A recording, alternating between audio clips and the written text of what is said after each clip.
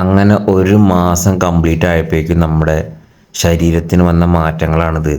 അതുമാത്രമല്ല, നമ്മളടുത്ത് 2-3 ആൾക്കാർ വന്ന് ചോദിക്കലും തുടങ്ങിയിട്ടുണ്ട്. കസിൻസ്, അധികം ഫാമിലിയിലുള്ള കസിൻസാണ്, ലേഡീസാണ് ചോദിക്കുന്നത്. നമുക്കിതുപോലെ ഫാറ്റ് കട്ട് ചെയ്യണം, നല്ല രീതിയിൽ ബോഡി ഷേപ്പൊക്കെ ആക്കി എടുക്കണം എന്നൊക്കെ. അപ്പോൾ എന്താണ് ചെയ്യേണ്ടത് എന്നുള്ളത്. അപ്പോൾ ഞാൻ അവർക്ക് കാര്യങ്ങളൊക്കെ പറഞ്ഞു കൊടുത്തിട്ടുണ്ട്. അപ്പോൾ അതുപോലെ നമ്മളെ ചേഞ്ച് കണ്ടിട്ടാണ് അവർക്ക് നമ്മളോട് ഉള്ള ഒരു ചോദ്യം ചോദിച്ചതിൽ വളരെ സന്തോഷമുണ്ട്. അപ്പോൾ ഇതുപോലെ നമുക്ക് ബോഡിയിൽ ചേഞ്ച് വരുത്താൻ നമ്മൾ രണ്ടും കൽപ്പിച്ച് ഇറങ്ങിയാൽ തന്നെ നമുക്ക് എന്ത് ചെയ്യാൻ പറ്റും, നമ്മുടെ ബോഡിയിൽ ചേഞ്ച് നമുക്ക് സുഖസുന്ദരമായിട്ട് വരുത്താൻ പറ്റും.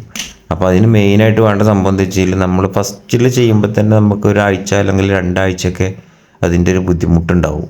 അപ്പോൾ അതിൽ നമ്മൾ എന്ത് ചെയ്യണം, വിടരുത്, അതിൽ കണ്ടിന്യൂ ചെയ്ത് പോവുക. ആളുകൾ പലതും ചോദിക്കും. അപ്പോൾ നമ്മൾ കുറേ കാലത്തിന് ശേഷം കാണുന്ന ആൾക്കാരൊക്കെ നമ്മുടെ അടുത്ത് ചോദിക്കുന്ന ചോദ്യം തന്നെയാണ്, ആകെ ക്ഷീണിച്ചിട്ടോ, ഭയങ്കരമായിട്ട് ഡൗണായി, ഫേസൊക്കെ ഡൗൺ ആയിട്ടുണ്ട്.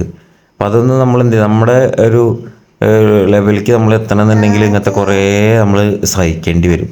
പലരുതും പല വർത്തമാനങ്ങളും നമ്മൾ കേൾക്കേണ്ടി വരും.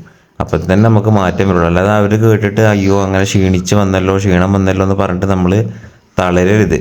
നമ്മളതിലൂടെ തന്നെ നമ്മുടെ ഇതിൽ തന്നെ പോവുക. ഇപ്പം ഒരു 10 കിലോനാണ് കുറഞ്ഞത് എനിക്ക് ഒരു മാസം കൊണ്ട്, 10 കിലോ. അപ്പോൾ ഏതായാലും നമ്മൾ ആ ഒരു പ്ലാനിൽ ഇങ്ങനെ പോകുന്നതാണ്. മാക്സിമം നമുക്ക് നമ്മുടെ ബോഡി ഡ്രൈ ചെയ്ത് ഫാറ്റൊക്കെ കട്ട് ചെയ്തെടുക്കുക എന്നുള്ള ഒരു പ്ലാനിലാണ് പോകുന്നത്. അപ്പോൾ നമുക്ക് മെയിനായിട്ട് വേണ്ട സംഭവം എന്താ വെച്ച് കഴിഞ്ഞാൽ, ഫുഡ് കൺട്രോൾ തന്നെയാണ് മെയിനായിട്ട് വേണ്ടത്. Second workout, third sleep. അപ്പോൾ ഇതൊക്കെ ഒന്ന് ഫോളോ ചെയ്ത് നോക്കിക്കോളൂ. അപ്പോൾ ഇതുപോലെ എന്തെങ്കിലും ഡൗട്ടും കാര്യങ്ങളും ഉണ്ടെങ്കിൽ നിങ്ങൾ ചോദിച്ചാൽ നമ്മൾക്ക് പറ്റുന്ന രീതിയിലുള്ള ഹെൽപ്പ് നമ്മൾ ചെയ്തു തരാൻ പറ്റും.